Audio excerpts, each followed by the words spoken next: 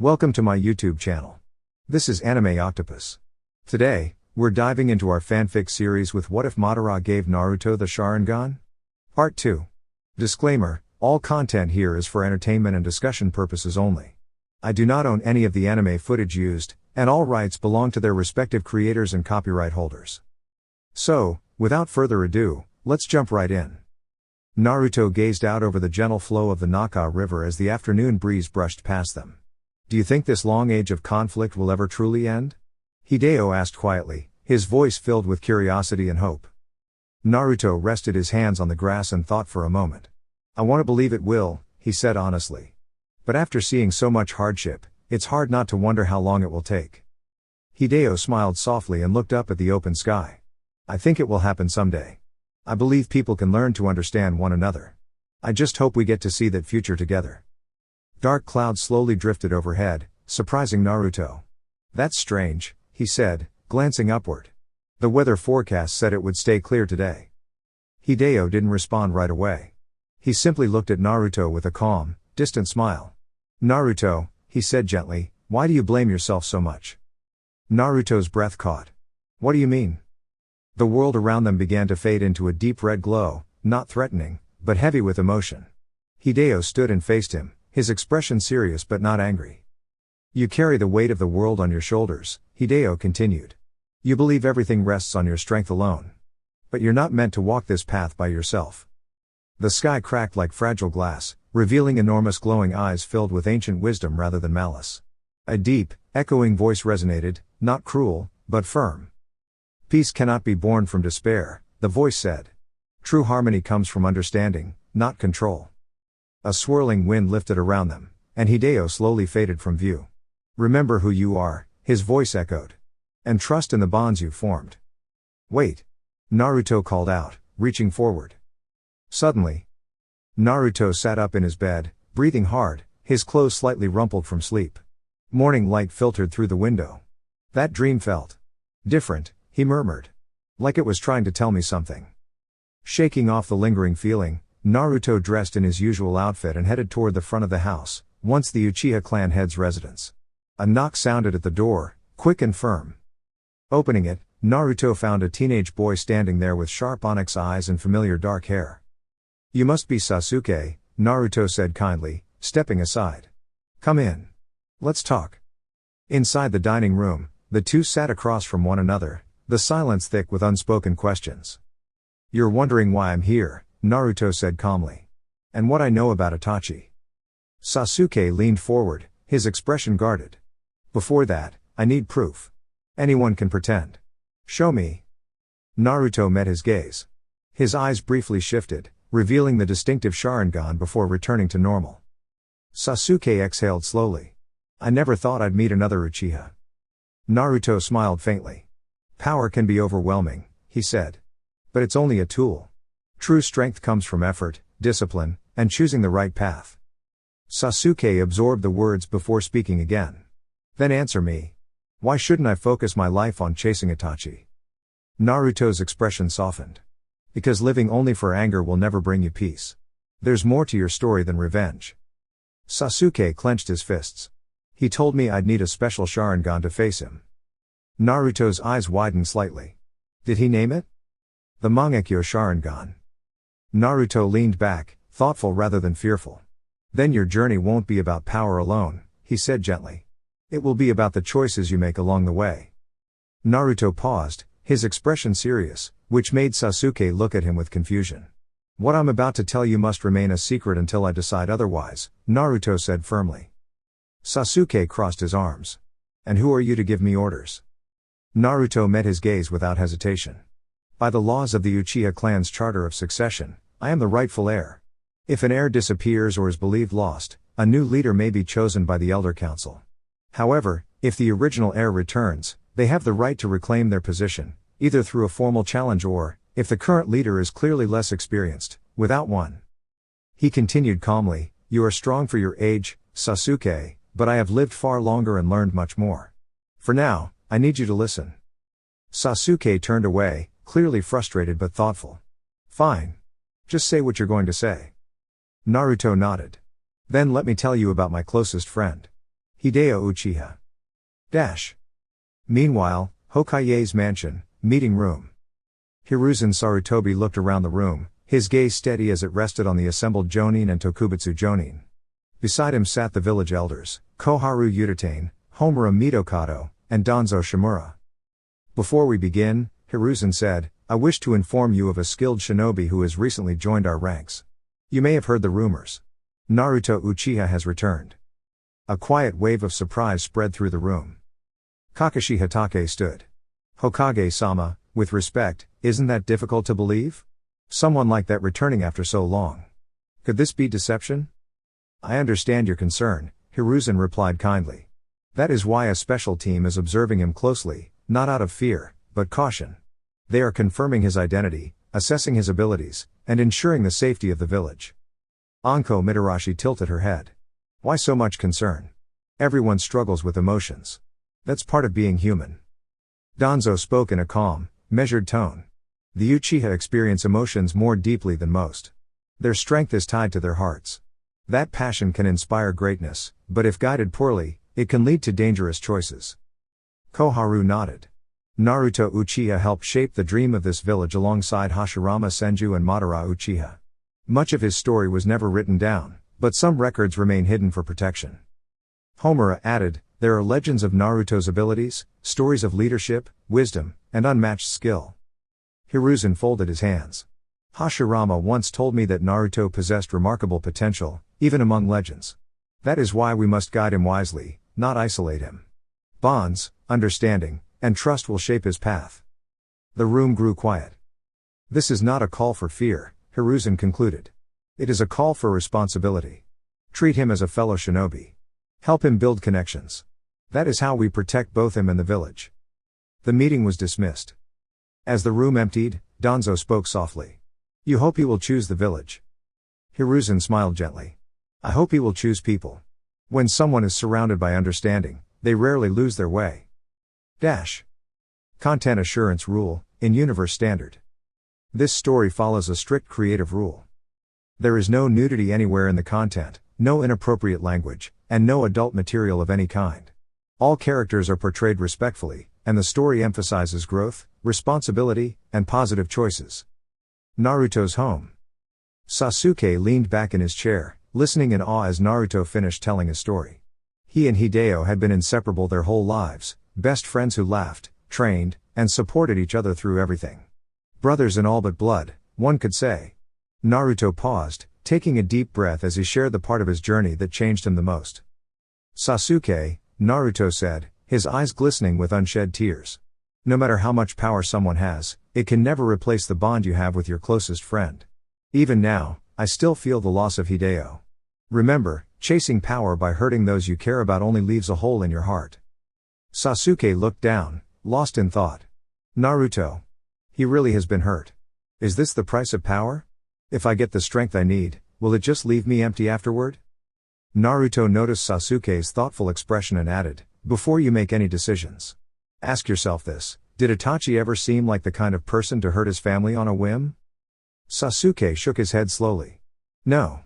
Itachi. He always cared about our family. I remember him saying once that he didn't like being forced to do things he didn't want to. He hated hurting people. Naruto smiled, touched by the memory of his friend's brother. Then here's my advice, before acting on revenge, we need to know the whole story. Itachi may not be the person you think he is. If we want justice for the clan, we should uncover the truth first. Sasuke hesitated but nodded. All right. I'll follow your plan. But if it turns out he really did what I fear, I'll face him myself. Naruto stood up, and Sasuke followed. They shook hands. Then it settled. But first. I'm starving, Naruto said, grinning.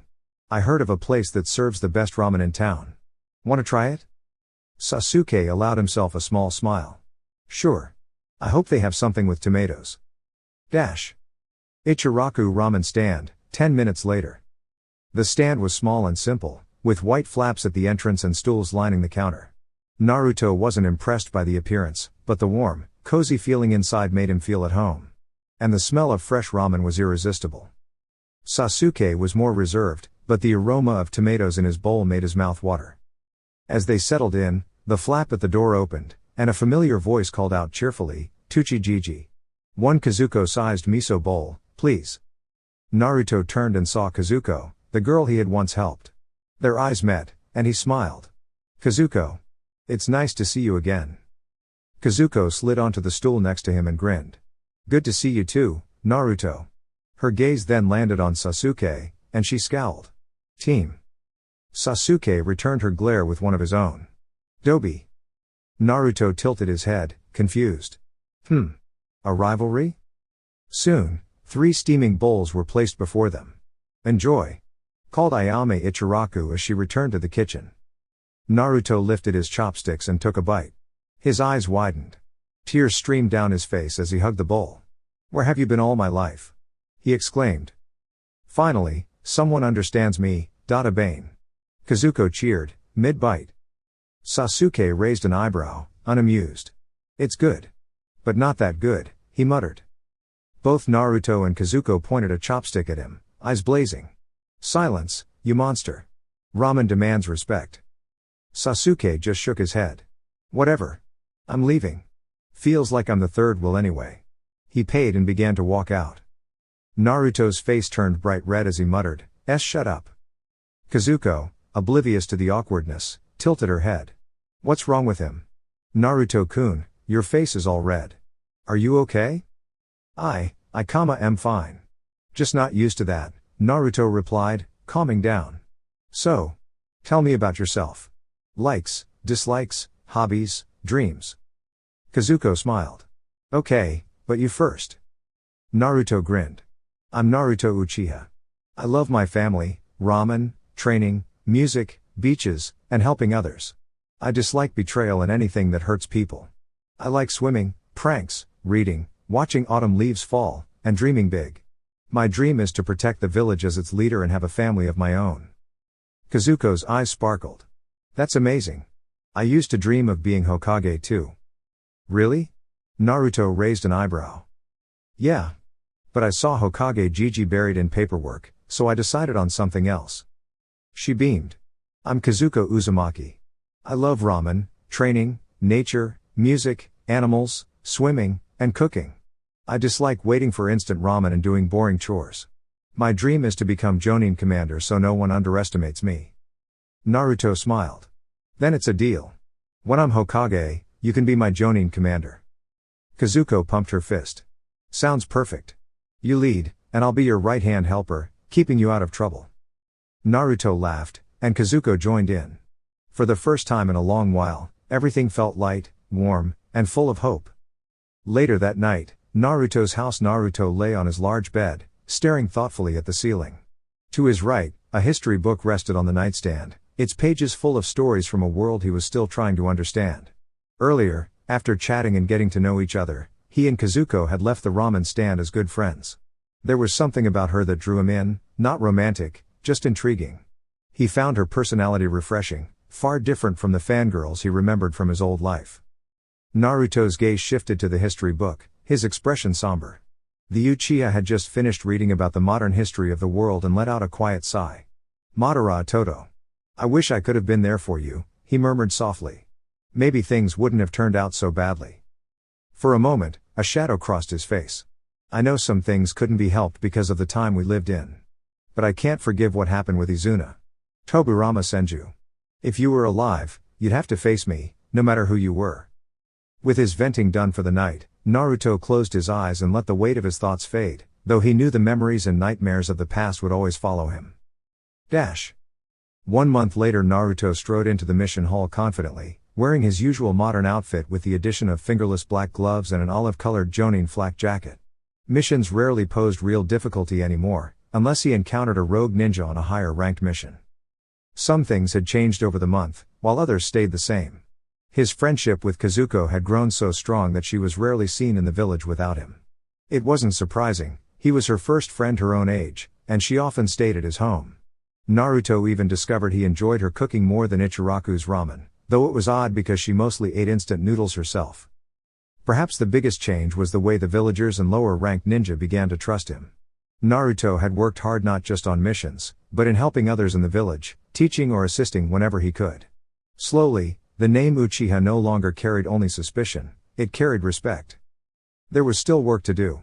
Many of the higher-ranking ninja remained cautious around him, and while he had befriended several senseis, including a woman named Anko, others seemed to walk on metaphorical eggshells whenever he was nearby. Naruto found it a little frustrating, but he didn't let it stop him. He paused when he reached the Hokage and two Chunin, who were sorting through scrolls. "Did you need something, Hokage-sama?" he asked politely. Hiruzen's expression was serious. "We've received a request from Team 7. Their C-rank mission to the Land of Waves went wrong due to inaccurate information from the client. They may face a Jonin-level opponent when they resume travel tomorrow. I need you to go immediately, Naruto. I know you keep your supplies ready at all times." Naruto's jaw set with determination. "I'll rescue them. You can count on me." With a burst of speed and a swirl of fiery chakra, he vanished in a blaze of motion. Dash. Several seconds later Naruto sprinted through the forest outside Konoha, eyes sharp and focused. "Hold on, Kazuko. Sasuke. Kakashi. I'll be there soon," he whispered, picking up his pace. The wind whistled past him, but nothing could slow his determination. "That Kakashi," Naruto grumbled as he leapt from branch to branch through the sun-dappled treetops. He should have waited until backup arrived, but no. He had to rush ahead on his own. Breaking through the canopy, Naruto scanned the misty river below. A massive, unfinished bridge stretched between the Land of Waves and the Land of Fire. Near the wave side, he sensed two powerful energies clashing. Frowning, he muttered, "Kakashi must be facing a really strong opponent. I need to get there fast before anyone gets hurt." With a swift hand seal, he vanished in a blur. Dash. Land of Waves clearing. "Everyone, Manji formation," Kakashi called, and his students quickly surrounded Tazuna in a protective triangle. A soft mist began to rise, wrapping around the group in just a few seconds. "Hee. Looking at your worried faces brings back memories of my training days," a deep, playful voice echoed through the fog. "It'll be even more fun to see how you handle a real challenge." A wave of tension swept over the young ninjas. Kazuko shivered, unsure if she was ready for what was coming. Sasuke's hand tightened around his training dagger, his heart racing as he considered the danger. "Sasuke." Kakashi's calm voice cut through the mist. "Don't worry. I won't let anyone get hurt." His visible eye crinkled in a reassuring smile. The fog lingered, thick and eerie, until the same playful voice chuckled again. From the mist, a tall figure with spiky black hair, brown eyes, and a confident stance appeared, holding a massive sword. "Then let's see how good you really are," the man said with a grin. He swung the blade in a wide arc, but before it could reach anyone, Naruto teleported into the clearing, blocking the strike with a kunai. "You were saying?" Naruto teased. Kazuko's face lit up. "Naruto-kun." She cheered. Naruto glanced at her and grinned. "We really need to stop meeting like this. But there's no time to chat." His eyes sparkled with determination. "Time to show what I've got." The opponent raised an eyebrow, clearly surprised. "Another Uchiha?" he muttered. Naruto smirked and delivered a swift, non-harmful push, sending his foe stumbling back. "I guess you could say I'm a little special," he said with a wink. Kakashi observed the scene quietly, an amused smile forming as his students cheered. "Looks like I don't need to worry much. But this might be a good chance to see just how strong Naruto has become," he mused. Dash. Naruto approached his opponent, placing a hand on his hip. "Need a quick breather before we continue our little dance?" The opponent coughed, clearly caught off guard. "Then let's really test our skills," Naruto declared, forming a single hand seal. Flames danced harmlessly in the air in a spectacular display, while his opponent created a wave of water in response. The two elements collided, filling the clearing with a thick, magical mist. "Oh! Not bad," Naruto called through the steam. "You've got some moves." Meanwhile, Sasuke's eyes widened in awe. "I've never seen anything like that," he whispered, already imagining the techniques he wanted to learn from Naruto later. Sakura was equally impressed. "So, this is a real master-level battle," she whispered to herself. Kazuko bounced up and down, grinning like a whirlwind. "Go, Naruto-kun. Show him your best moves." Kakashi shook his head with a smile. "She's certainly got your energy," he thought. Dash. From the mist, the opponent prepared to counter. "Give it everything you've got," he called. "As you wish." Naruto shot back, bursting forward with a combination of agile flips and non-harmful, chakra-boosted strikes. Each move sent his opponent stumbling harmlessly backward, creating a dazzling display of skill and speed. The dancing leaf shadow. The opponent exclaimed, impressed despite himself. Yep. Learned a few tricks from friends back home, but this is all my own now, Naruto shouted, moving through a whirlwind of acrobatic kicks and punches, each one carefully aimed to avoid injury while showing his incredible control and power. Finally, with a dramatic leap and a powerful, controlled push, Naruto sent his opponent tumbling into a soft, safe landing. Taijutsu, Lion's Barrage. He announced with a triumphant grin. The opponent landed safely, panting and laughing. You are something else, he admitted, shaking his head in amazement. Everyone watched in awe as the ground cracked and split, a display that reminded them of the legendary strength often spoken of in stories about Tsunade Senju. Cool. Kazuko and Sakura whispered together, while Sasuke gave a short nod and his usual quiet sound of approval. It didn't sound much different from his usual responses, but those who knew him understood, it was simply the Uchiha way. Naruto quickly stepped back as dust rose into the air. His sharp gaze stayed locked on Zabuza, who lay motionless amid the broken stone. Is that all? Naruto said calmly. You moved with confidence, but confidence alone isn't enough. To Naruto's surprise, Zabuza slowly pushed himself up, using his large blade for support. Though clearly exhausted, he wore a determined grin. Not quite, he replied. I haven't felt this challenged in a long time. And I welcome it. Zabuza, Naruto said thoughtfully. I've read about you. You once stood for change in the Mist Village and challenged its leader when things were unfair. That took courage. Zabuza paused, his expression unreadable. Why take dangerous jobs instead of standing with those who still want change? Naruto asked honestly. You could have inspired others. Zabuza tightened his grip on his blade, but before he could respond, 2 senbone needles flew from the trees and struck precise points on his neck. His body went limp, falling gently to the ground. A masked figure in a simple kimono stepped forward and checked his pulse. The mission is complete, the newcomer said quietly. Naruto stepped forward, alert but controlled. Identify yourself. Before things could escalate, Kakashi placed a calming hand on Naruto's shoulder. He's a hunter nin from the mist, Kakashi explained. They are trained to recover missing shinobi safely and protect village secrets. The masked ninja nodded. That is correct. Thank you for your assistance. I will take him somewhere secure so he can recover properly. Farewell. In a soft swirl of water, the hunter nin vanished. For a moment, no one spoke. Hey! Kazuko finally exclaimed. That was unexpected. The 2 senior ninja exchanged thoughtful looks. Both had noticed the same thing, the needles hadn't harmed Zabuza. They had simply slowed his movements, allowing him to be safely retrieved. Naruto relaxed. He was starting to interest me, he admitted. But some stories aren't finished yet. Turning to their client, he smiled politely. Shall we continue to your home, Tazuna-san? The older man nodded quickly. Yes, please. I'd really like to get there before anything else surprising happens. Elsewhere in the land of waves. Do you understand your mission? A calm voice echoed through a shadowed cave. Yes, replied one cloaked figure. We are to observe Naruto Uchiha's abilities and invite him to speak with us if he proves worthy. And if not? Another voice asked with clear excitement. Then we leave him be, the first answered firmly. The leader stepped forward, his ripple-patterned eyes thoughtful rather than cruel. Move quickly, he said. Time matters. The 2 figures vanished. Alone, the leader looked ahead, imagining a future shaped by understanding rather than conflict. Naruto Uchiha, he murmured. Perhaps you can help build the peaceful world our friend once believed in. He closed his hand gently, not in anger, but in resolve. 1 hour later, Wave Village. Tsunami softly hummed a gentle tune as she washed a well-used cooking pot inside her family's small home. Each steady motion helped calm her thoughts. She reminded herself that she needed to stay strong, for her son, Inari. Hope had become a rare thing in the land of waves. Too many hard days had passed, and too many promises had been broken. Even Inari, once full of laughter, now moved through his days quietly, as if his smile had gone missing. Tsunami carried that weight in her heart every day, yet she refused to give up. If hope still existed, she would protect it for all of them.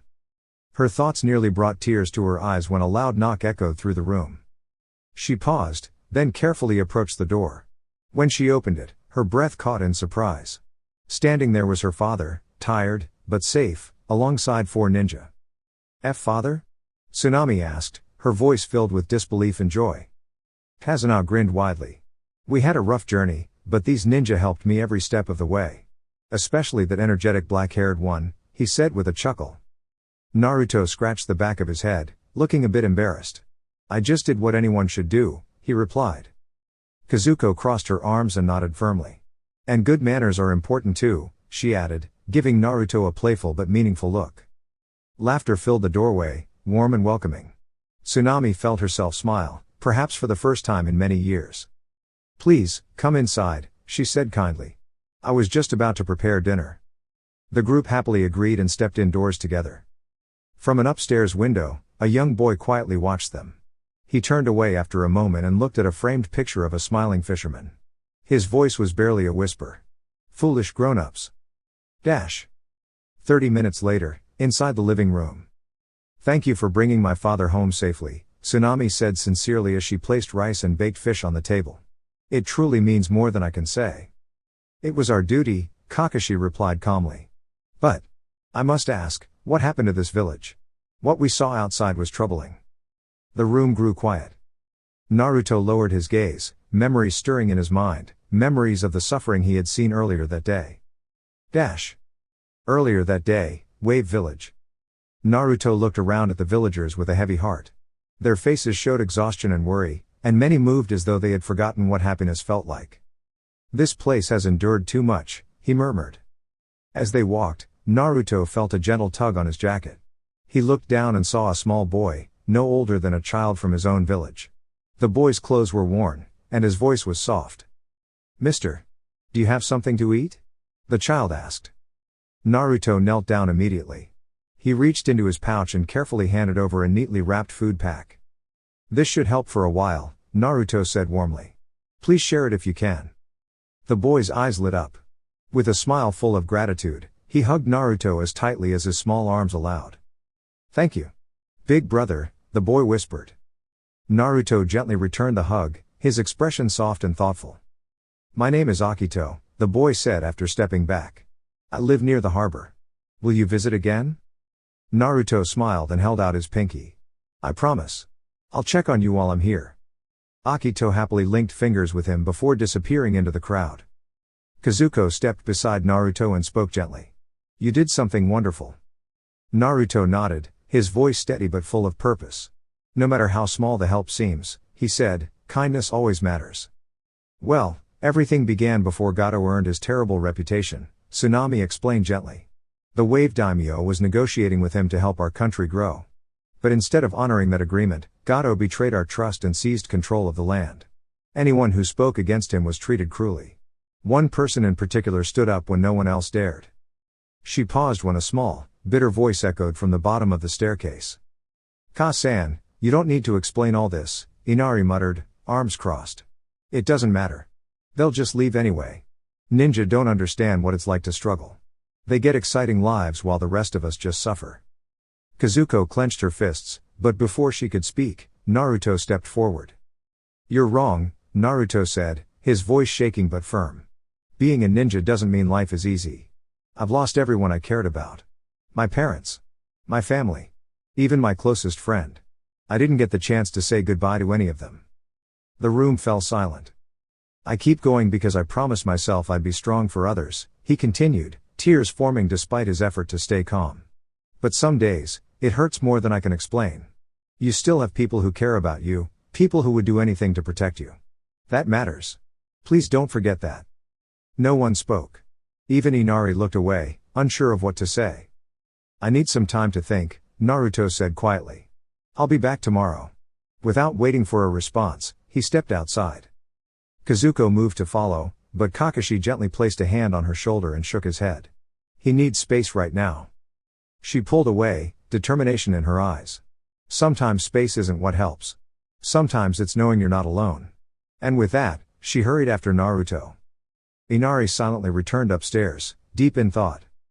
Kakashi turned back to Tsunami and Tazuna with a tired smile. I'm sorry. My students have been through more than they should have. Tsunami nodded softly. Inari needed to hear that. Even if it was hard. She took a breath. The man I mentioned earlier was Keiza, Inari's father. He inspired hope in everyone here. We believed the future could be brighter because of him. When he was taken from us, that hope faded. That's why this bridge matters, Tazuna said, gripping his tools. It represents connection, freedom, and a future Keiza believed in. I won't let that dream disappear. Sasuke stood quietly, then spoke with calm resolve. We'll help. This place won't be forgotten. After a pause, he added, I'm going to talk to Inari. Later, in the forest. Naruto stood alone among the trees, practicing controlled movements. Soft purple energy traced gentle patterns in the air, carving harmless marks into the bark of a distant tree, focused, precise, and calm rather than destructive. Wow, Kazuko whispered from behind a tree. Naruto sensed her presence and relaxed. Kazuko? What are you doing here? I came to check on you, she said firmly. You matter to me. And I won't pretend I didn't see how much you were hurting. He hesitated, then smiled faintly. This sword is called Tajima's pride. And that technique is Mother's Rosario. I named them to remember my family, to keep them close, even when they're gone. Kazuko listened quietly, sitting beside him beneath the trees. Haru was my youngest brother, Naruto said softly.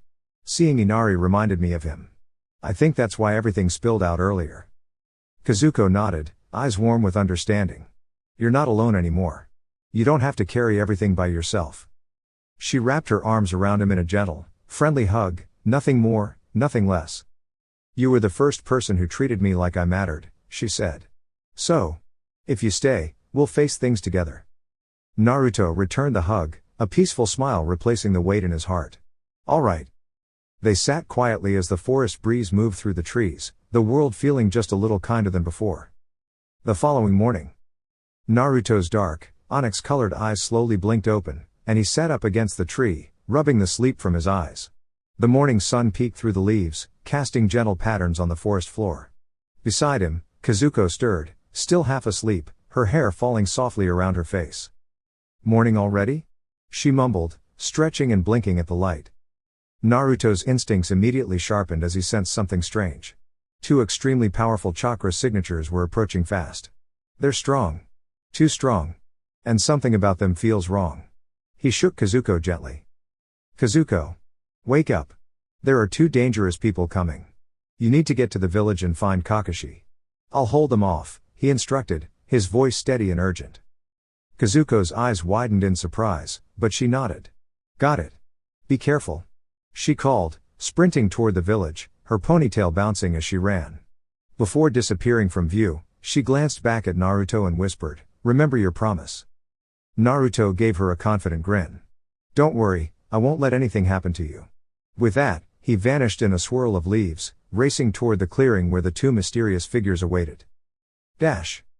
1 mile away.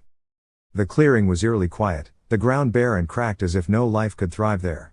Standing in the middle were two figures in dark cloaks adorned with red cloud patterns. One carried a massive, bandaged sword, the other had striking crimson eyes that seemed to pierce through Naruto's very soul. Itachi Uchiha and Kisame Hoshigaki, Naruto muttered under his breath, recognizing them immediately. What brings you here? Kisame chuckled, the wrappings on his sword shifting slightly. Naruto Uchiha. I've heard your power is impressive. Seimata wants to test it. Itachi's expression was calm but serious. Naruto, our leader has invited you to join a group called the Akatsuki, he said evenly. The Akatsuki? Naruto echoed, stepping into a defensive stance. Kisame explained, they are a band of highly skilled ninja who aim to create order in the world. Itachi continued, through capturing powerful forces, we plan to stop wars before they begin. We are the successors of a long line of warriors, striving to bring peace through strength. You could be one of us. Naruto's heart raced, but he clenched his fists. They don't understand. Using that kind of power could destroy everything. And I won't let them hurt anyone I care about. He took a deep breath, recalling the faces of Kazuko, Konohamaru, Kakashi, and others who had become his family. I have people who believe in me. And people I need to protect. I can't let them destroy the world. A surge of chakra erupted around Naruto, lifting dust from the ground. A shimmering blue aura surrounded him as his eyes glowed with determination. I won't let you hurt anyone I care about, he shouted, his voice echoing across the clearing. Kisame and Itachi raised their own chakras, preparing for battle. The tension in the air was palpable as the first clash between Naruto and the Akatsuki began. Who would come out victorious? Or would this be a battle with no clear winner? Dear YouTube family, this is all for now. If you enjoyed the content, please like, share, and subscribe to my channel. It truly means a lot and helps me keep creating. Thank you for your support. Best regards. Anime Octopus.